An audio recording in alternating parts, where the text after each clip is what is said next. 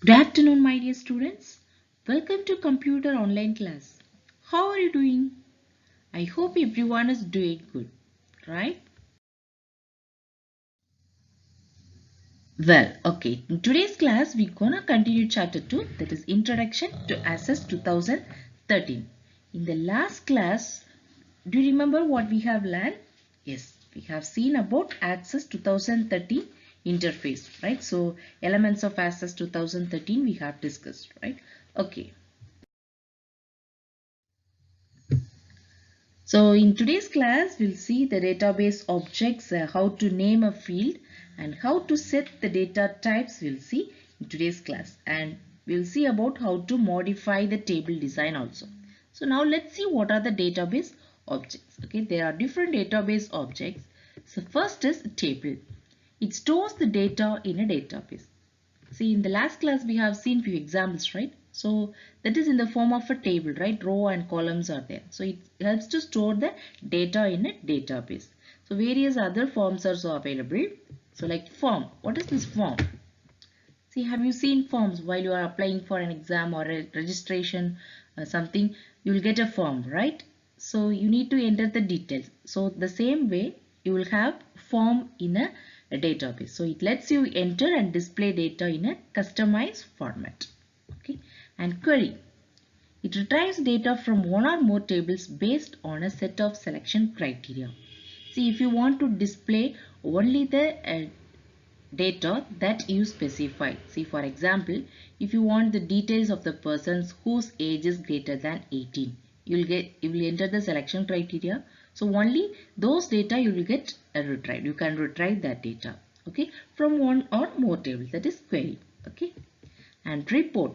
Report means, see, finally after completing everything you'll get a report, right? So it's an easy to read format for printing. For printing it will be very useful, okay. Macro. It automates the tasks that are performed often. See, for example, if you want to add some clickable buttons automatically, if you want to enter the data and if you want some clickable buttons in it, you can use this macro. So this macro needs some programming to be added. Okay. And next is module. This is also written in a VBA programming language. So this macro and module need programming language. Okay, programming idea you need. But these four things, these are basics. Okay, so in this book we will learn only about table, form, query and report. Okay, in this chapter we will see tables, and in fourth chapter we will see about form, queries and reports. Okay. So in the last class we have seen how to add a field, right? Now we will see how to name a field. We have certain rules that we should follow while we are naming a field. The first rule, the field name can be 1 to 64 characters long. So only 64 characters you can add while you are naming a field. Okay.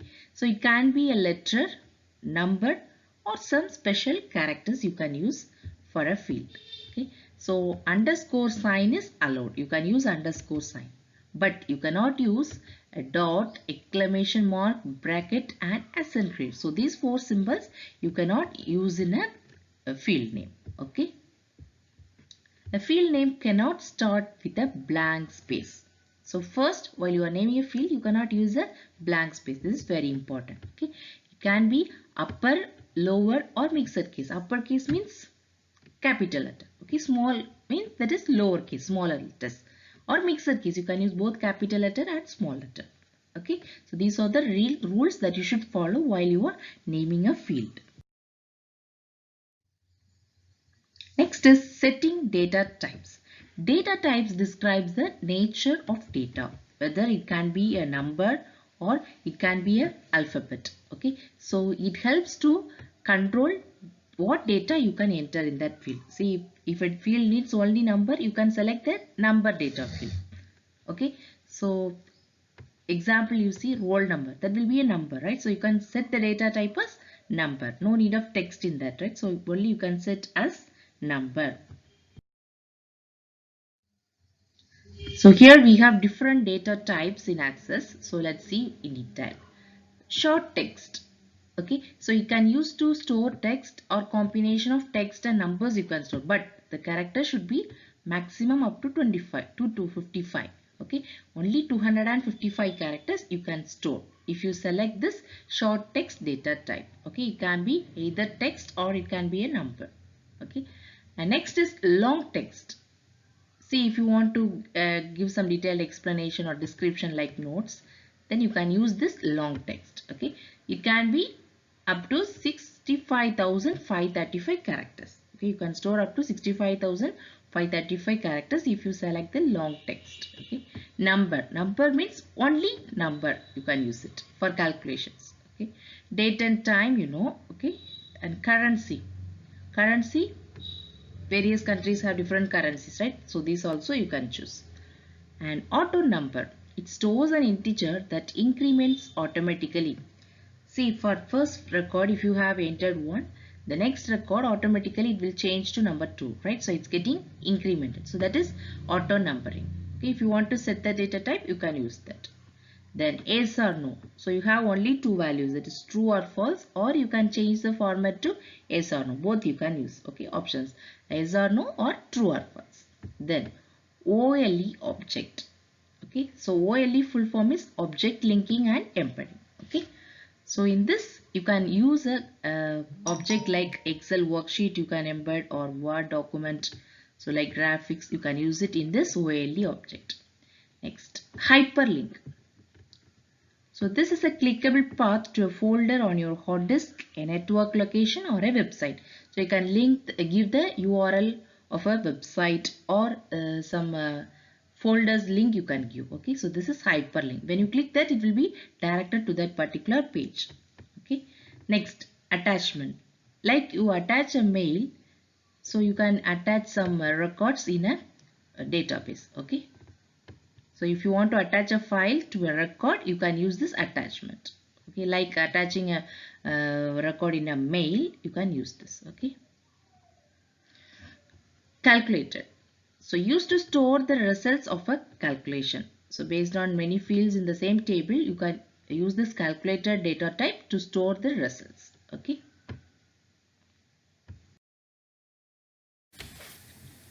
So in the last class, we have said the students' details, right?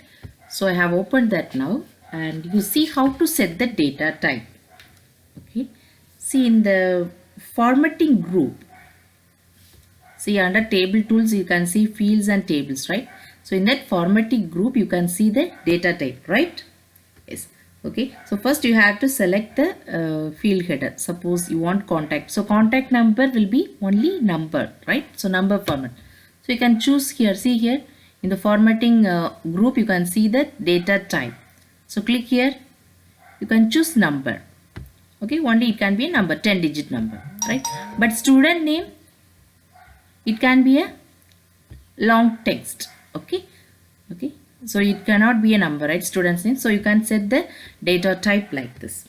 Or else you have another option. First you can set the data type, then you can enter the value. See here, click to add, you have the field, right? So empty field.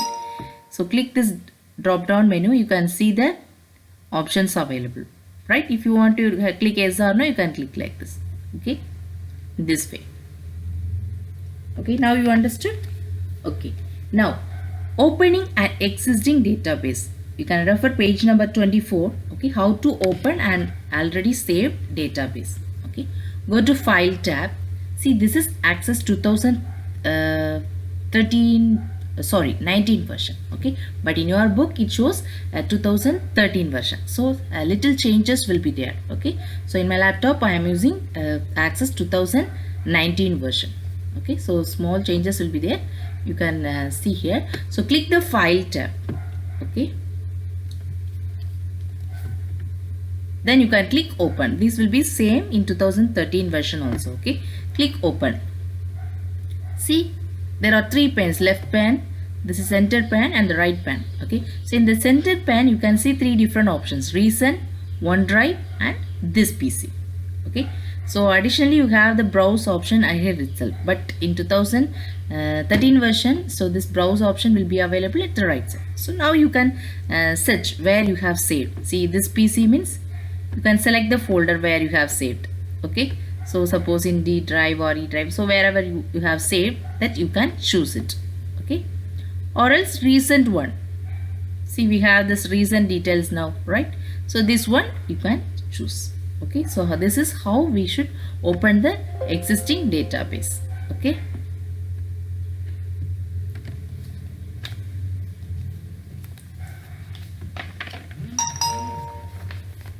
Next is modifying table design.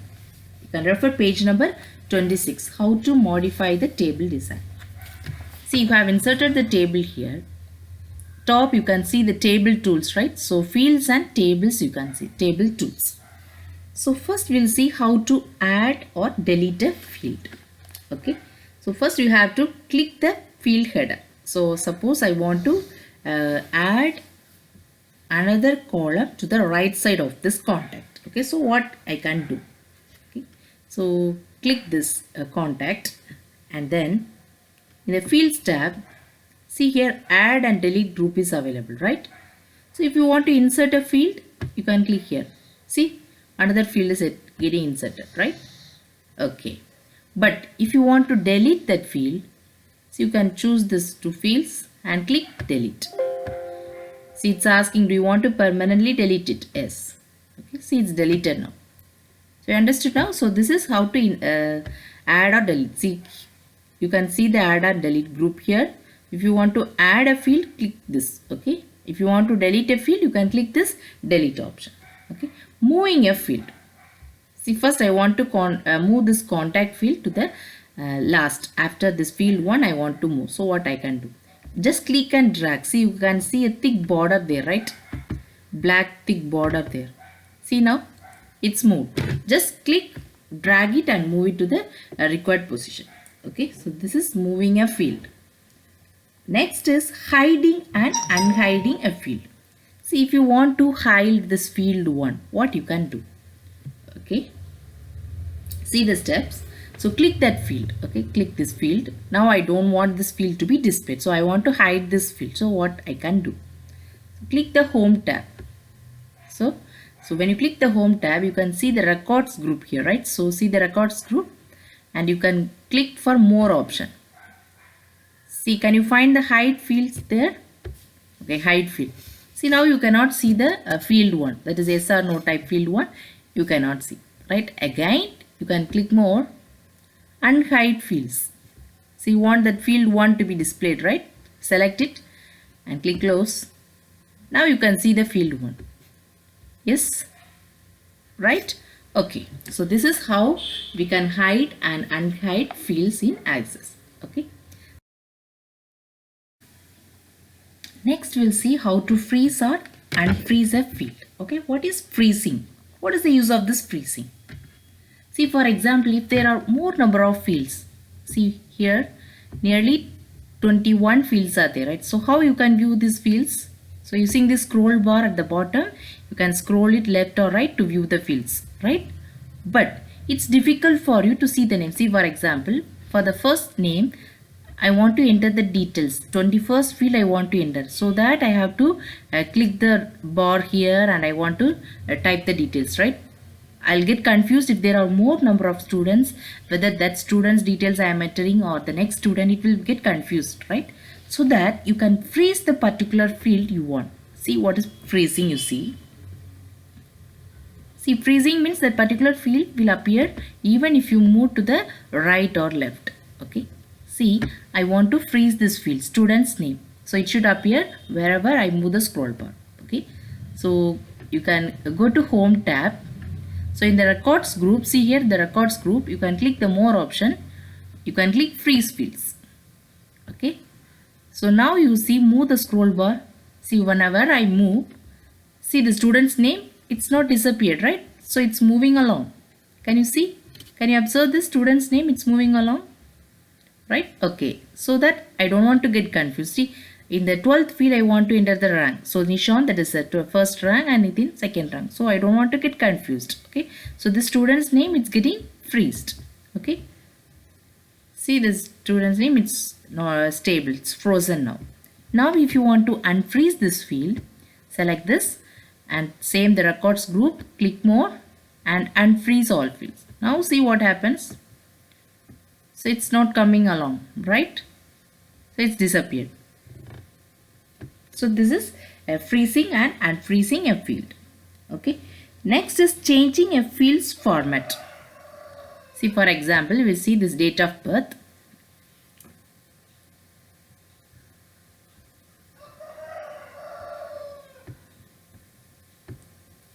Click this fields tab and you can see format.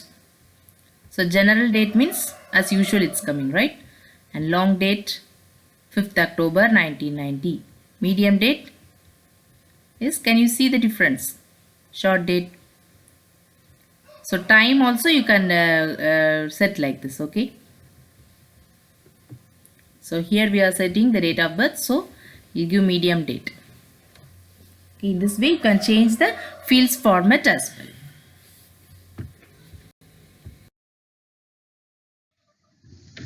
Okay, my dear children, I hope everyone is clear with today's topic, right? Okay, so if you have any doubts in this, you can contact me and you can clarify your doubts. Thank you, dear children. Have a great day.